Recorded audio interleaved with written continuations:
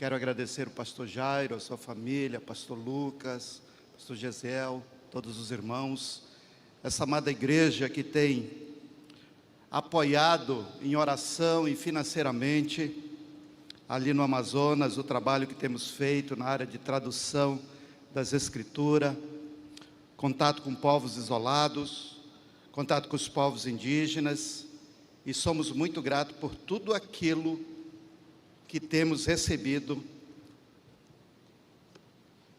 dessa amada igreja. Obrigado, meus irmãos, que Deus vos abençoe. Meus irmãos, ontem eu comecei falando que Paulo havia chegado em Tessalônica e ele passa 3 semanas, o povo se converte, nasce uma igreja forte naquele lugar, nasce uma igreja relevante, mas aquele povo, eles nem sabem porque eles se converteram. E Paulo, ele usou alguns elementos bíblicos para revelar para aquele povo, para aquela região, o que aconteceu com eles para que eles pudessem se converter.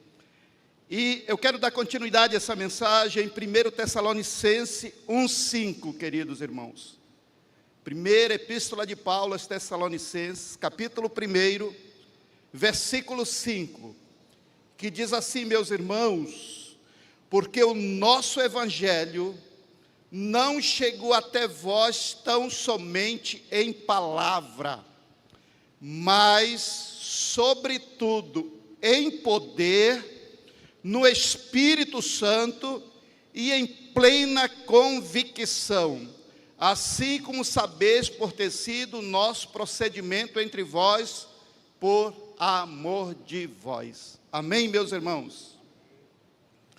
Um dia, queridos, eu me converti no ano de 93, 96 eu saí para o campo missionário, e eu fui pregar no Solimões, no município chamado Codajás, a terra do açaí. Eu era novo convertido e novo no campo missionário, eu estava chegando. E eu comecei a pregar a palavra de Deus naquele lugar, falar sobre o Evangelho. Paulo, ele tinha uma mensagem, ele falava sobre o Evangelho de Cristo, ele falava de Jesus. Jesus é o Evangelho, Jesus está vivo, Jesus anda, Jesus caminha, Jesus trabalha. E eu estava falando sobre o Evangelho. E quando eu fiz o apelo, se alguém queria aceitar a Jesus, veio pessoas à frente, e entre eles veio um senhor desfigurado. Ele tinha lepra. Hoje mudou o nome, é hanseníase, um negócio assim, né? Ele não tinha mais o seu nariz e nem os dedos. Mas aquele homem veio glorificando a Deus. E eu pensei, ele quer ser curado ou ele quer aceitar a Jesus? Mas ele glorificava a Deus.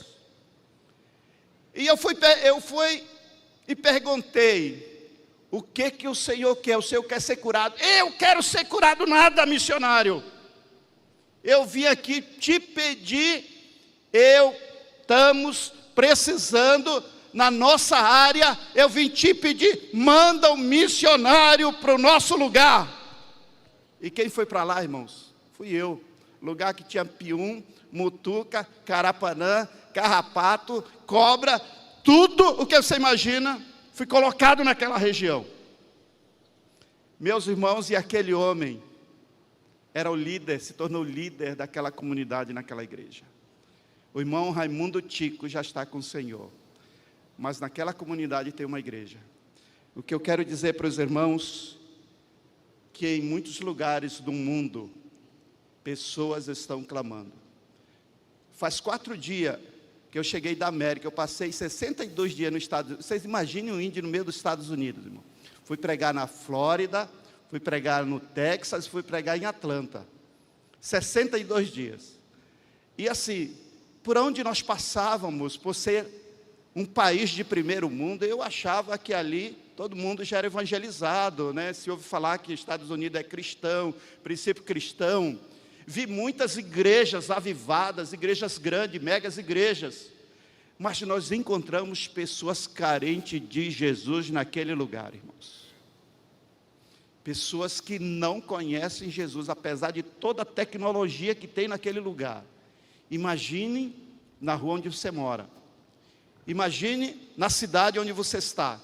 Imagine na selva do Amazonas, pessoas gritando, pessoas querendo ouvir sobre essa verdade. E Paulo, ele chega em Tessalônica, ele, Silas e os seus companheiros. E aqui, ao povo de Tessalonicense, após se converter, Paulo, ele vai explicar aqui.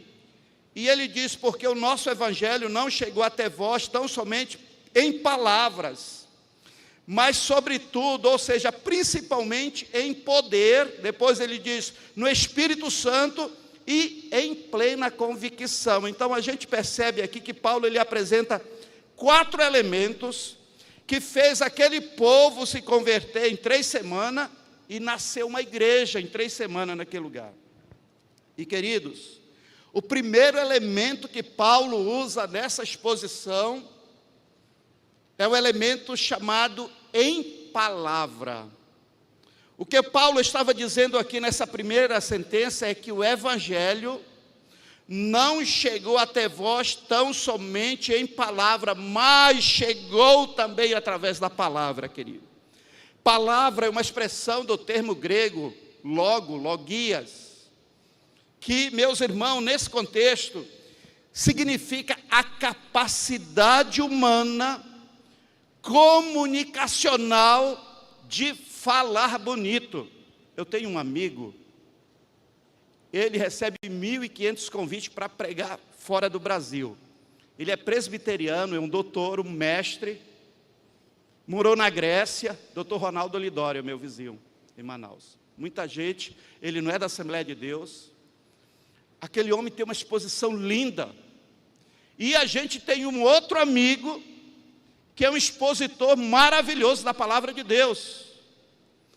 E aquele homem fala tão bonito, esse nosso segundo amigo, ele começa a oração, eu levei ele para a aldeia, ele começou, ó Pai, pelo teu beneplácito, e ele começou a fazer esse tipo de oração, e eu perguntei para os indígenas, irmãos, vocês estão entendendo? Eles disseram, ele fala tão bonito, que nós não entendemos nada.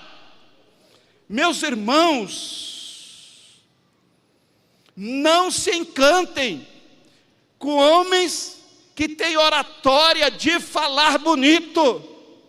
Falar bonito não convence ninguém, queridos irmãos.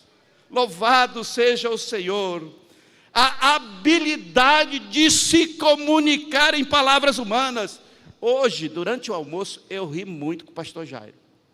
Mas ele não sabe quantas lapadas eu peguei hoje ele falando sobre o exemplo da sua vida. Eu pensei que pastor presidente não passava luta. Eu pensei que obreiro não dava trabalho. Eu pensei tudo isso. Eu pensei que isso acontecia com missionário no campo. Eu pensei que perseguição só era lá entre povos isolados. E chegou um ponto que ele falou, eu não sou pregador da palavra de Deus. Eu disse, eu fiquei comigo, ele está falando comigo. Eu não sou pregador, irmão. Eu não tive o privilégio de sentar num seminário teológico até hoje. Eu nunca tive condições financeiras. Agora que a igreja começou a sustentar, ajudar, já estou nessa idade. O que eu faço? Eu estudo online, leio livros, e os recursos que vão para me estudar, eu mando para o trabalho missionário. E graças a Deus que não é pela minha capacidade comunicacional que o povo se converte, queridos. O que Paulo está dizendo nessa primeira sentença, ou seja, não chegou somente pela habilidade de comunicação, mas também chegou em boa palavra. Porque capacidade humana de falar bonito não transforma ninguém, queridos irmãos. A beleza comunicacional não assegura nenhuma transformação no coração. Não se encante com esses homens, suas palavras, suas habilidades. A minha impressão que eu tenho dos Tessalonicenses aqui é o seguinte: Eles estavam tão impressionados com Paulo. Paulo, ele é poliglota. Ele falava várias línguas e vários dialetos. Eu imagino que aquele povo estava tão encantado com Paulo, pela capacidade comunicacional de Paulo. Paulo sabia colocar as coisas no devido lugar, contextualizar, e ele conseguia comunicar para aquele povo. Eu imagino que eles devem ter falado um para o outro: jamais vi um homem falar tão bonito como esse homem. Porque se fosse Pedro pregando, aquele povo não teria se convertido, irmão. Mas porque era Paulo, aquele povo aceita o Senhor Jesus. Eu acho que a igreja nasceu por causa de Paulo, porque se fosse de Pedro, a igreja não teria nascido naquele lugar, meus irmãos. Paulo passou por entre eles 3 semanas, o povo se converte e nasce uma igreja. A minha impressão que eu tenho é que Paulo é o cara. Ele é um teólogo, é um missiólogo. Essa era a ideia que eu tenho dos Tessalonicenses. E agora Paulo escreve uma carta aos Tessalonicenses dizendo assim, mais ou menos assim: meus irmãos, vocês não entenderam nada, não é assim que a coisa acontece. Foi o Evangelho, ele que chegou até vós, não somente com a minha exposição, com a minha logia, com a minha palavra, mas chegou por causa de outras coisas que haviam chegado junto com Paulo, queridos irmãos. É sobre isso que eu quero, porque palavra produz somente adesão. No meio de nós temos muitos crentes, meus irmãos, que acham bonito, vem por causa do louvor, vem por causa dos pregadores, eles aderem à denominação, se tornam membro da igreja, mas há risco de há entre nós pessoas que ainda não nasceram verdadeiramente de novo. Por isso que muitos abandonam a fé na primeira luta, queridos irmãos. Apenas às vezes nós somos convencidos da doutrina A, B ou C, mas realmente nós não somos salvos em Cristo Jesus, porque apenas nós fizemos adesão a uma palavra, de alguém que trouxe uma palavra. Mas, queridos irmãos, em primeiro lugar, o que fez vocês se converterem e a igreja nascer, Paulo fala para aquele povo, foi o Evangelho. E o Evangelho é Jesus. O que Paulo está dizendo aqui, que o povo não se converte com a chegada do missionário. O povo não se converte com a chegada do apóstolo. O povo se converte porque o Evangelho que é Jesus havia chegado entre eles, irmãos. É por isso que nós, obreiros, nós temos uma mensagem, e a mensagem é Jesus. Jesus é o nosso maior bem, Jesus é o nosso maior patrimônio, queridos. Jesus é a palavra, é a mensagem que nós precisamos verbalizar dia após dia.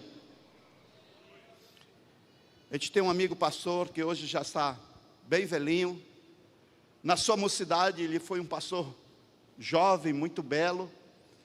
E uma manhã ele estava indo para a igreja, ele me contando, para a oração no círculo de oração junto com as irmãs. O pastor resolveu ir no círculo de oração junto com as irmãs naquele sábado. E ele estava caminhando, aquela moça chamou o pastor e disse: ei, gatão, lindão. Ele parou, clamou o sangue de Jesus e disse: Jesus te ama. Aquela mulher caiu no chão, quando se levantou, aceitou a Jesus como seu Salvador. Se converteu, foi discipulada e se tornou uma das grandes missionárias ali no Amazonas, meus irmãos. A mensagem é Jesus. Não adianta a gente encher muita coisa, falar muita coisa bonita, o povo não vai entender. O povo não entende direito. Mas, queridos irmãos, quando nós falamos quem é Jesus, o que Ele fez por mim e por você, as portas vão se abrir, queridos. Não foi a chegada do apóstolo que converteu Tessalonicense, foi porque o Evangelho que é Jesus chegou no meio deles, queridos irmãos. Não é o testemunho, não é o slide, não é o vídeo, queridos irmãos. mas é Jesus. Quando Jesus chega, alguma coisa sobrenatural e diferente acontece, querido. O que Paulo está dizendo é que falar, expor a Bíblia, pregar o Evangelho é muito importante, mas não é o essencial é o que vem depois. 1 Tessalonicenses, capítulo 1, versículo 5, a parte B. E aí ele diz, sobretudo, ele apresenta mais 3 elementos que é importante, mais importante do que a sua palavra. Ele diz poder, em poder. Essa palavra ela precisa chegar em poder, no Espírito Santo e em plena convicção. E aí ele apresenta o segundo elemento, mas sobretudo, ou seja, especialmente em poder. No Novo Testamento é a palavra grega dinamis. O poder de Deus. Segundo John Knox, um especialista do primeiro século, ele fala sobre esse poder, ele diz, o poder de Deus está sempre aqui. E ele está aqui nessa noite, esse poder de Deus. Mas há momento que esse poder de Deus se manifesta de uma maneira transformadora, e aquilo que é improvável acontece, meus irmãos. E nós precisamos clamar por esse sobrenatural de Deus acontecer na nossa vida sempre. Então o que Paulo está dizendo aqui nesta sentença, a igreja em Tessalonicense é o seguinte: a gente pode pregar Jesus da melhor maneira, a gente pode viver Jesus da melhor forma fiel, a gente pode fazer tudo que a Bíblia nos ensina, mas se Deus não se manifestar de uma maneira transformadora, nada acontece. Um dia, meus irmãos, em Codajás, eu tive o primeiro programa de rádio. O prefeito gostou de mim e me deu um cargo, gerenciar o canal de televisão do município. Quem não ganhava nada, em 96 eu ganhei muito dinheiro, já passava a ganhar 1.050 na época. O prefeito bebia, ia para casa missionária dormir, ninguém descobriu onde o prefeito estava dormindo, e tinha uma cama lá do lado. A gente cuidava do prefeito. Aí eu tinha um bom emprego. Eu me tornei o secretário de comunicação do município. Meus irmãos, e eu estava em Manaus, vim resolver algumas coisas, e o pastor da igreja me liga: Paulo, volte para o campo missionário agora, porque você foi nomeado secretário de comunicação. Eu nem sabia o que era isso, irmãos. E eu voltei, assumi, e um dia, eu estou no porto daquele município, e vem um cidadão, que antes de mim era o secretário de comunicação, meus irmãos, enciumado. Eu tenho certeza que política e igreja não funcionam, viu, irmão? Eu tenho certeza disso, porque aconteceu isso comigo. Aquele cara enciumado, puxou de um revólver, pastor, e me deu 7 tiros, só que antes de ele atirar, eu havia passado na igreja, orado e clamado o sangue de Jesus. Faça isso todo dia, irmão. Pede a cobertura do poder de Deus sobre a sua vida. Porque o inimigo está aí. E tem gente que diz que ele se levantou, o inimigo nunca dormiu e nunca deitou, viu, irmãos? Ele sempre está de pé e trabalhando, mas está repreendido no nome de Jesus. Meus irmãos, eu sei que o homem atirou, descarregou tudo, eu olhei para mim, não tinha nenhum furo.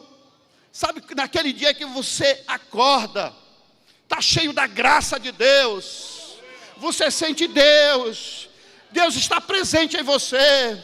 Eu levantei, foi-me embora, fui para a casa pastoral e disse: pastor, eu vou pedir agora, eu não quero mais saber de comunicação de nada, eu quero continuar a ser missionário. Fui lá, entreguei meu cargo. Mas Deus é fiel. Deus sabia que eu precisava de recursos para me manter no campo. O prefeito disse: rapaz, eu vou te exonerar hoje, mas amanhã eu te nomeio no outro cargo. Não era mais 1.000, era 300, mas não tem problema. Naquele tempo era muito dinheiro, meus irmãos. Deus é fiel, meus irmãos. Deus é a força empoderadora da missão, manifestação de um Deus presente e transformador nesse lugar, eu creio, nessa noite. Tem um outro escritor que eu gosto de ler, ele diz assim: quando o homem trabalha, o homem apenas trabalha, mas quando Deus trabalha, qualquer coisa pode acontecer no seu reino. Eu acho isso maravilhoso, meu Deus. Uma das coisas que eu aprendi é não trabalhar muito. Quando eu entro no aviãozinho para ir para os Yanomamis, eu falo para Deus o seguinte: Senhor, eu estou indo. Lá eu vou caçar e vou pescar com eles. É isso que eu vou fazer, Senhor. Porque se o Senhor não ir na frente, se o Senhor não fizer nada, eu não vou fazer nada, eu só vou pescar e caçar. Meus irmãos, quando a gente chega lá, o povo está reunido, começa o culto, vem outras aldeias, outros povos querendo ouvir falar de Jesus.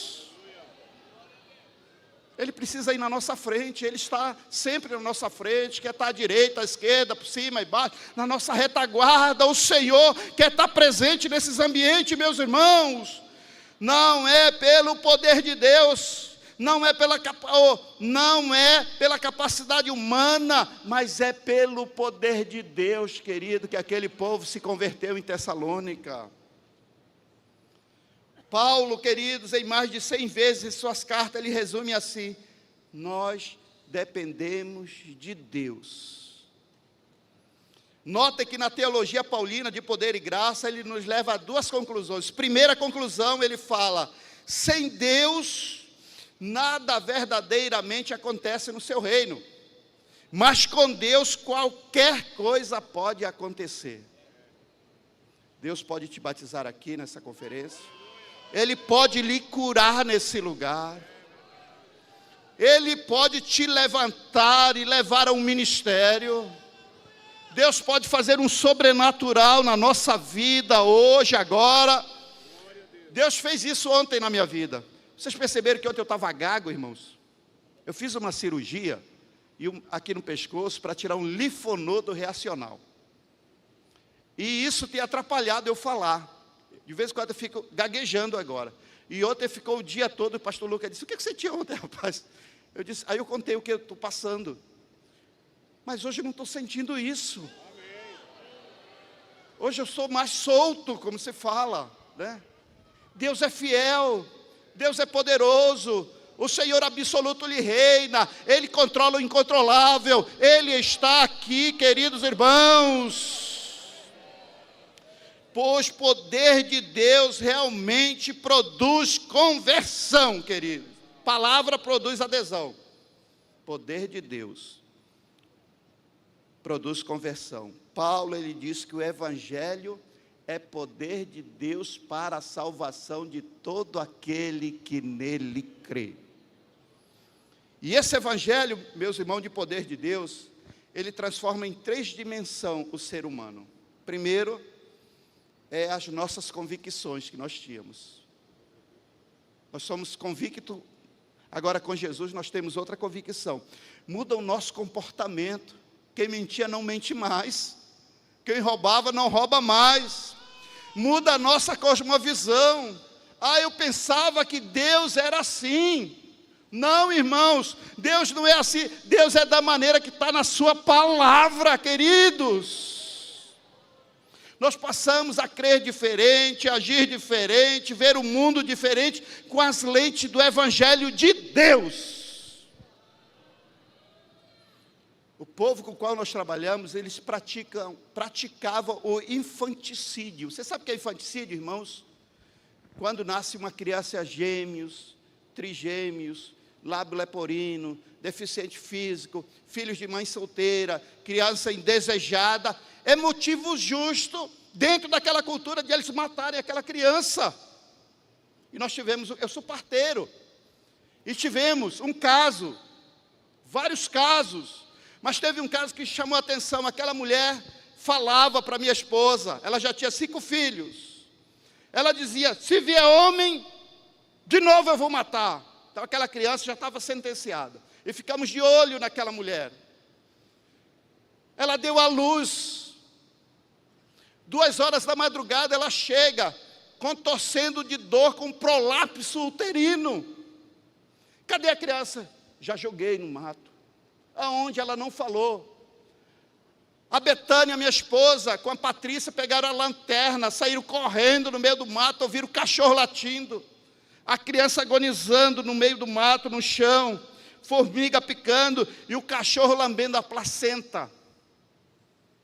Eles carregaram aquela criança, porque naquela cultura, enquanto a criança está deitada, não tem espírito, mas se você levantar, entrou espírito. Elas levantaram, trouxeram, limparam aquela criança, colocaram no meu colo daquela mãe. Ela disse: não quero, eu não quero. E aí fomos falando, fomos cuidando dela, e falando do amor de Deus, do poder de Deus, e de repente algo é transformado na mente daquela mulher. Ela começa a olhar aquela criança com os outros olhos, ela pega a sua criança, cuida da sua criança. Hoje é uma família de crente que temos naquele lugar, queridos irmãos. Esse grupo também, não é bom ser velhos no meio daquele grupo. Um povo guerreiro, meus irmãos, estou falando de povos isolados, guerreiros. Quem come primeiro é o homem, se sobrar é a mulher, se sobrar é as crianças. Velho não entra, o velho não trabalha mais, nem a velha. Então, para não dar trabalho, os filhos levam para a montanha e abandonam os velhos para morrerem na montanha. Meus irmãos, mas o evangelho entrou. O evangelho é poder de Deus. O evangelho é poderoso demais. Nós não entendemos a dimensão desse poder de Deus que foi otorgado a essa igreja, a nós, a mim e a você. Agora eles vão pescar, eles vão caçar. Quando eles chegam, primeiro eles chamam os velhos e dão uma parte de comida para os velhos, depois as crianças. Meus irmãos, só o poder de Deus pode fazer isso. Eu podia dizer: não faça, não enterre, não jogue seus velhos, não ia acontecer nada. Mas quando o poder de Deus entrou naquele lugar, mudou atitude, cosmovisão, caráter. E aí Paulo apresenta o terceiro elemento para aquela igreja em Tessalônica. Ele diz o seguinte: na ação do Espírito Santo. Notem bem que Paulo, neste elemento, ele está dizendo: sem ele, quem, irmãos? Sem a ação do Espírito Santo, nós não podemos ir muito longe, viu? Eu me lembro, saudoso pastor Alcedias Pereira Vasconcelos, acho que só os mais antigos que conhecem. Fui um grande pregador sobre a pessoa do Espírito Santo, foi aquele homem. Ou para mim foi um dos mais homens que pregou sobre o Espírito Santo. Ele dizia o seguinte: pouca oração, pouco poder. Muita oração, muito poder e muito cheio do Espírito Santo. Essa é o que ele resumia a teologia. E ele resumia o evangelho o seguinte: ele dizia: o evangelho para fora é evangelização, o evangelho para dentro na igreja é edificação. São palavras que eu guardei daquele homem. Meus irmãos, não é apenas Deus se manifestar de uma maneira sobrenatural e transformadora, é também nós deixarmos o Espírito Santo agir individualmente em nossos corações.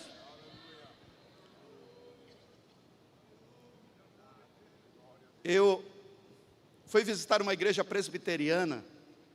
Muita gente não sabe, mas se você entrar no site da Presbiteriana das Graças, de Recife, eu sou missionário daquela igreja, vai entender, eu não sei como. Eu fui pregar naquela igreja, Presbiteriana das Graças. Um mês depois eu recebo um e-mail: pastor Paulo, nós queremos, eu já era missionário, mas nenhuma igreja queria acreditar em mim. Eu estou falando da nossa denominação, né? E aí, dá para você vir aqui? Peguei um voo de Manaus, fui a Recife, minha esposa de Recife, fomos lá. O pastor disse, olha, nós queremos adotar vocês como missionários. Eu disse, mas pastor, eu sou assembleiano, puxei a carteirinha da credencial, da CGADB, sou pentecostal. Ele disse, eu não estou nem aí, meu filho. O que Deus falou conosco é que nós queremos enviar você para o campo missionário. Até hoje, ela me ajuda. Não me pergunte como, irmão. Nunca neguei minhas convicções pentecostais, não negue. Deixa Deus agir na vida dos nossos irmãos. E aí, depois da pandemia, eu fui visitar uma outra igreja presbiteriana em Chapada dos Guimarães. Era um outro pastor. E eu disse, cadê o pastor reverendo fulano de tal? Ele disse, trocou. Fui para uma igreja melhor e mandaram eu para cá. Só que só tem 5 membros. E aí fomos orar com ele. Meus irmãos, e esse pastor se renovou. Abriu a visão. Cheio dos dons do Espírito, como nós cremos. Meus irmãos, em janeiro eu estive lá. Estive no grande templo em Cuiabá. E estive nessa igreja. Esse pastor Paulo já tem mais de 90 crentes, viu? E aqueles que estavam dando trabalho foram tudo disciplinados pelo Supremo Concílio.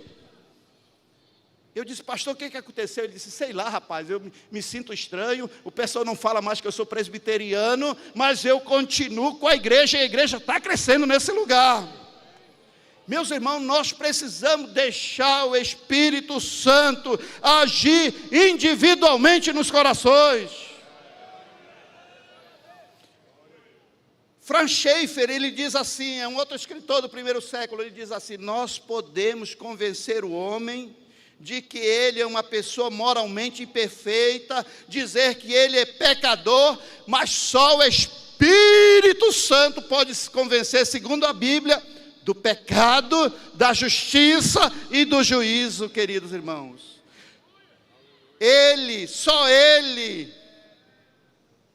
Só a ação do Espírito Santo que pode convencer o homem de que ele é pecador, miserável, está indo para o inferno, mas que ele tem uma chance. Isso aconteceu comigo, aconteceu com nós, querido. Nós estamos condenados ao inferno. Se não fosse o amigo Espírito Santo, nós não estávamos aqui. Você não estava aqui. Somos privilegiados, queridos irmãos, por essa palavra, por essa mensagem, pelo evangelho que chegou entre nós. Pois só o Espírito Santo produz a verdadeira santificação, viu, queridos? Palavra produz adesão, poder de Deus produz conversão, mas só o Espírito Santo produz santificação em nosso coração. E o relógio não é crente. Esse relógio não é convertido, é igual lá da nossa igreja, viu, pastor? O tempo já foi. Meus irmãos, eu quero contar a história do Nelson. Lá, na tribo que nós trabalhamos, lá eles não têm nome de Lucas, Raimundo, Paulo. Eles não conhecem o português. Lá é Siribum, Quiripai, Mamoxe, que significa orelha de porco, são cara de macaco, nariz de tucano, são os significados do nome. E nós temos um missionário que trabalha conosco, que ele é bagunceiro demais, irmão. Então ele diz, o menino dizia Pinóquio, e o pessoal acreditava, botava Pinóquio. Aí outro nasceu soldado, outro nasceu general, e foram crescendo. Só que eles entraram na escola, que a minha esposa alfabetiza. E um dia eu cheguei lá, eu disse, e aí soldado, botar? Ele disse, irmão Paulo, não me chame mais de soldado, porque aquele missionário me enganou. Eu descobri que meu nome agora na Bíblia é Levi. Eu digo, amém, irmão Levi, eles estão trocando de nome bíblico.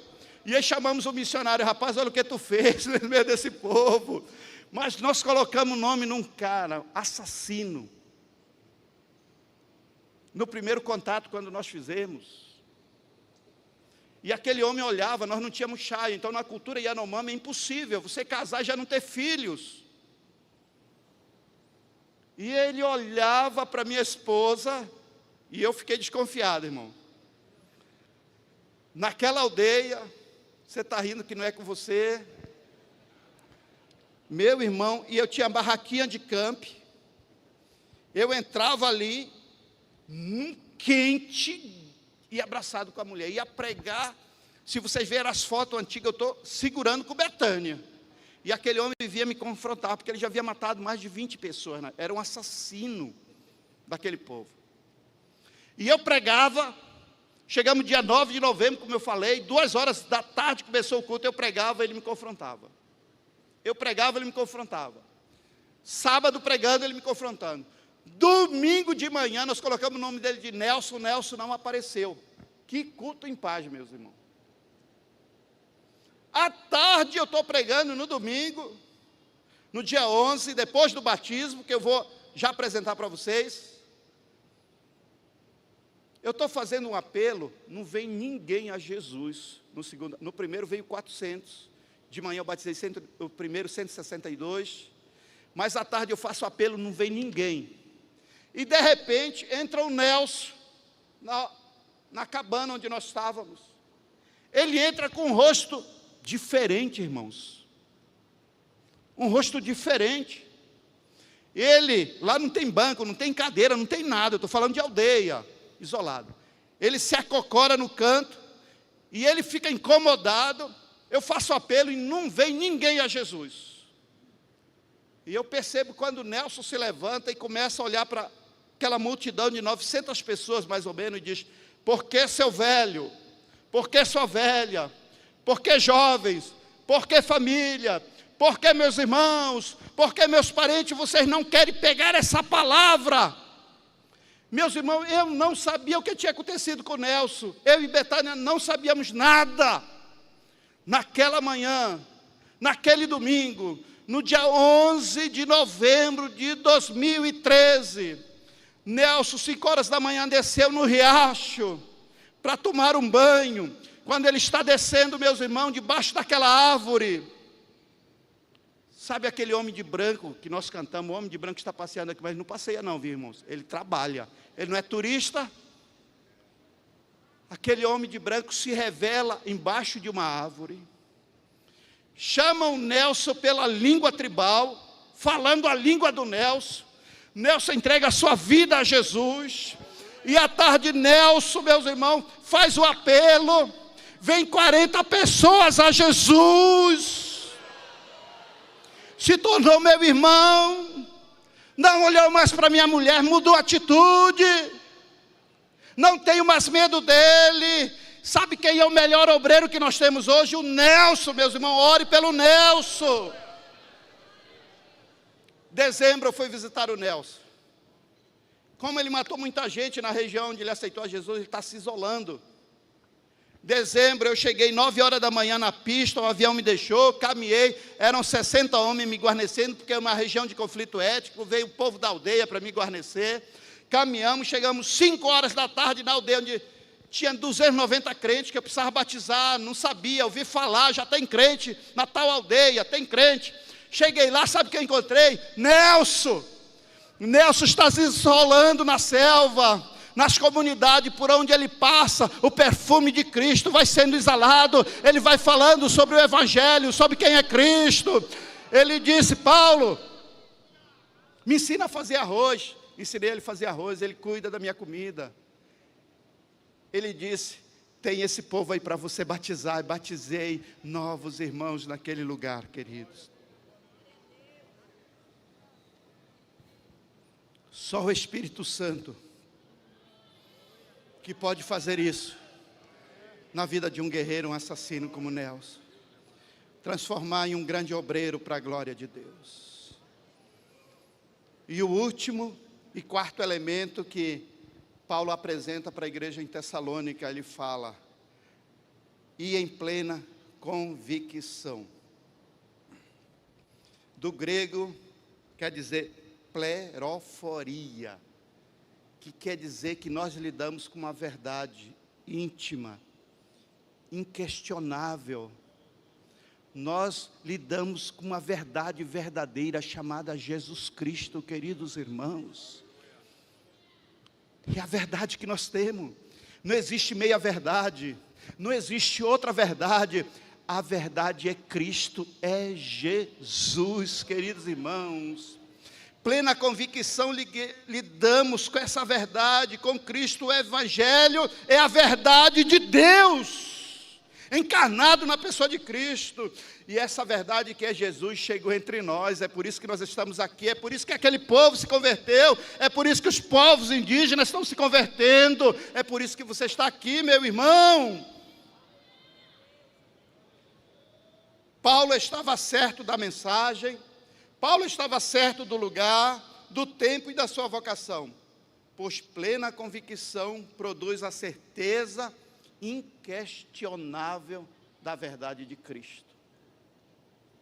São os 4 elementos que Paulo apresentou para a igreja de Tessalônica. Vocês se converteram não foi pela minha palavra, mas porque eu trouxe o Evangelho para vocês. Só que esse Evangelho, ele falou, veio no poder de Deus, e eu deixei o Espírito Santo agir nos corações de vocês, e quando ele agiu, vocês tiveram a plena certeza, a convicção de que Jesus é a verdade. E eu quero encerrar nessa noite, queridos, dizendo para vocês uma coisa. A Betânia, quando chegou no povo Yanomami, ela era nova, tinha 21 anos. Ela aprendeu a língua. Ela se tornou filha de um feiticeiro, Mauás, o maior feiticeiro. Isso vai sair no nosso livro. Nós estamos escrevendo um livro contando essas histórias. O nome do livro chama-se Viajando pela Amazônia.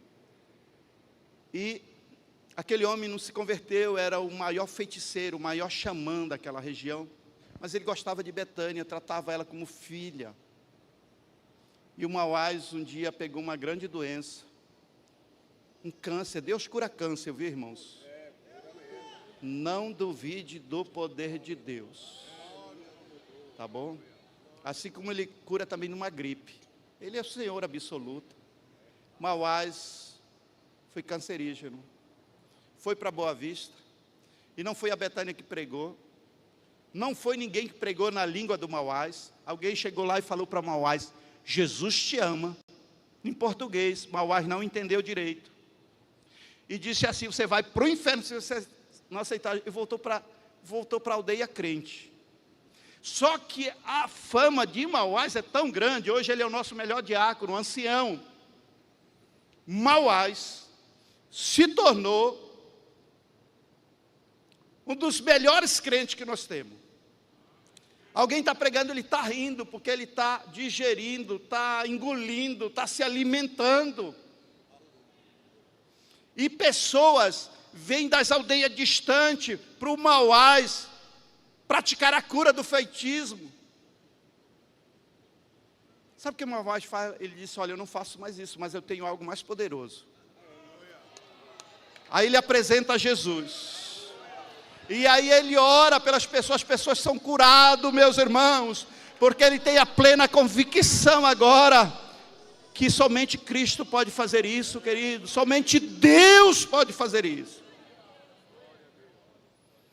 E eu quero concluir nessa noite com a palavra de São Francisco de Assis. Ele fala o seguinte: pregue em todo o tempo, se preciso for, use palavras. Só se preciso, viu? Então, se for preciso, use. Se não for preciso, meus irmãos, testemunhe com a sua vida, com o seu gesto, com as suas atitudes, que Deus vai fazer a transformação no seu vizinho. Pregar a palavra em palavras, testemunhar é muito importante, mas isso não é essencial, é o que Paulo está falando. O essencial é que esse evangelho chegue, e esse evangelho que é Jesus precisa chegar sobretudo no poder de Deus, na ação do Espírito Santo e em plena convicção. Eu tenho um vídeo para mostrar do batismo, do primeiro batismo que nós fizemos. Se estiver pronto aí, meus irmãos, pode soltar e se alegre conosco. Foi os primeiros 162, hoje tem mais de 6.000 crentes, tá bom? Naquela região.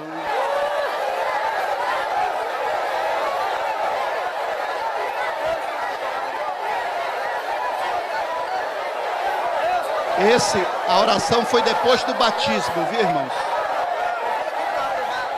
Depois do batismo, nós fomos orar encerrando o batismo. E aí aconteceu esse Pentecoste aí.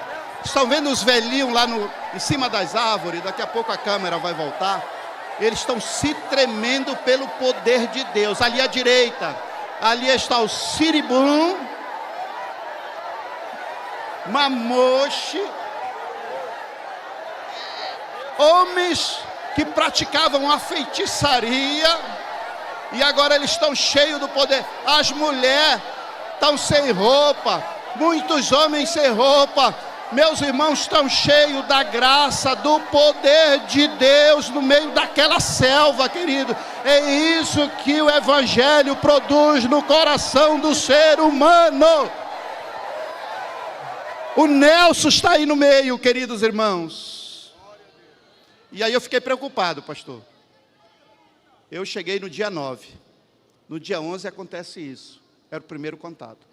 Eu filmei a boca deles. O que está acontecendo?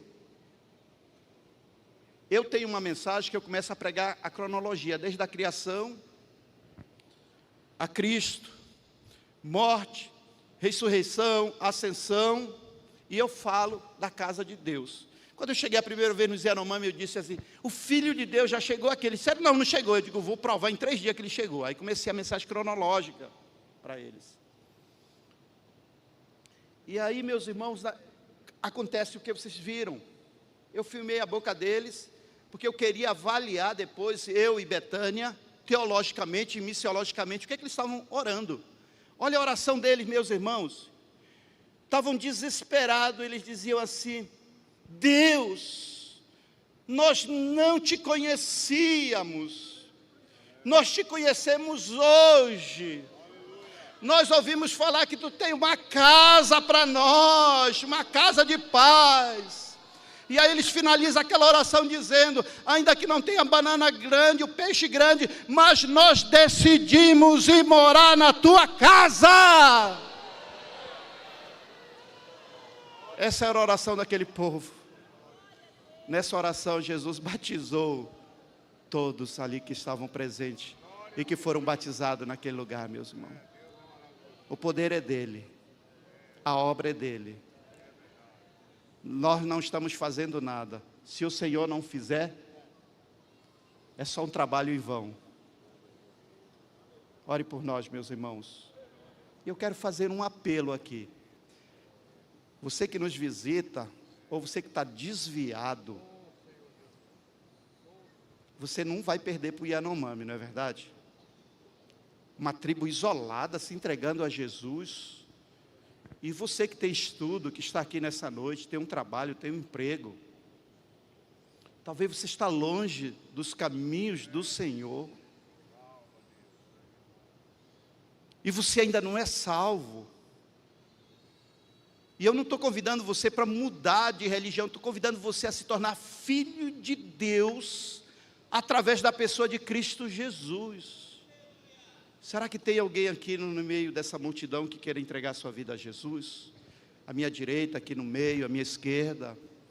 Olhe para o seu vizinho ao lado, meu irmão. Quem sabe essa pessoa aí está atrofiada, está com vergonha de entregar sua vida. Saia do seu lugar. Faça como aqueles irmãos que vieram ontem aqui e entregaram a sua vida a Jesus. Jesus tem um plano maravilhoso, perfeito, plano de paz e não de morte. Ele quer mudar a sua sorte. Tem alguém para Jesus? Eu quero convidar você a vir aqui na frente. Eu quero orar por você e com você nesse lugar. Não tendo ninguém para o Senhor nessa noite, quero agradecer. Está vindo alguém aí? Tem alguém aí para Jesus? Aleluia. Quero agradecer essa igreja, o carinho, por ter nos aguentado esses dias. Obrigado pelo podcast, viu, pastor? Obrigado por tudo. Pastor Jairo, muito, muito obrigado, viu, pastor Lucas, por confiar em nós esse púlpito sagrado. Ore, meus irmãos, pela nossa saúde. Meu linfonodo aumentou e agora tem um tumor junto da minha coluna. eu preciso remover. O médico, eu fui lá no médico, ele disse, é um tumor, meu filho. Eu disse, é maligno ou benigno? Ele disse, benigno. E eu disse, doutor, quanto é? Eu pensei que eram uns 8 mil.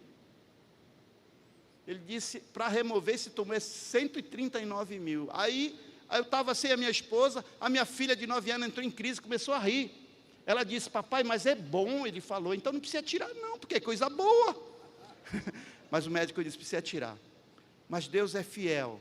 Deus já levantou um médico da igreja do Éder Toledo, que teve aqui na conferência.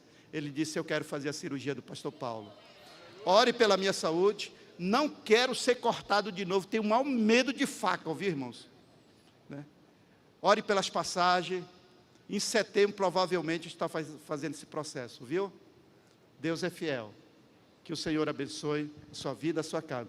Quem quiser o nosso cartão de oração, pode pegar conosco aqui, você pode levar, meus irmãos, e vai ser uma bênção você estar orando por nós. Deus abençoe a igreja. Não, fica aqui que nós vamos orar agora para você. A igreja fica em pé aqui, pastor Amparo foi curado e ele vai orar aqui pelo pastor Paulo aqui agora, vamos orar. E Deus pode fazer um milagre. Deus é o Deus dos milagres. E o teu servo está fazendo a obra aonde muitos não chegam. E Deus é todo poderoso para dar saúde, graça a ele, a irmã Betânia, a sua filha, e o nome do Senhor sendo honrado e glorificado. Pai, no nome de Jesus nós chegamos diante de Ti. Com a Tua permissão, Pai querido, eu coloco minha mão, Senhor, sobre o ombro do Teu filho. Tu sabes, Senhor, do trabalho que ele tem feito. Senhor, mais do que isso, Tu tem usado a sua companheira, toda a sua família. O Teu filho precisa de saúde, Senhor. Assim como tens operado na vida de milhares, também operaste sobre minha vida por Tua graça, por Tua bondade, por Tua misericórdia. Nenhum mérito nosso, Senhor, assim também sobre nenhum mérito do Teu Filho, mas segundo o Teu sacrifício na cruz do Calvário, aonde levaste os nossos pecados, nossas dores e também nossas enfermidades. Pai, para a glória do Teu nome, nós suplicamos em nome de Jesus, enche o Teu filho de saúde e repreenda agora, Senhor, este mal. Encha ele de saúde do alto da cabeça à planta dos pés. Para a glória do Teu nome pedimos e Te agradecemos em nome de Jesus. Amém. Aleluia.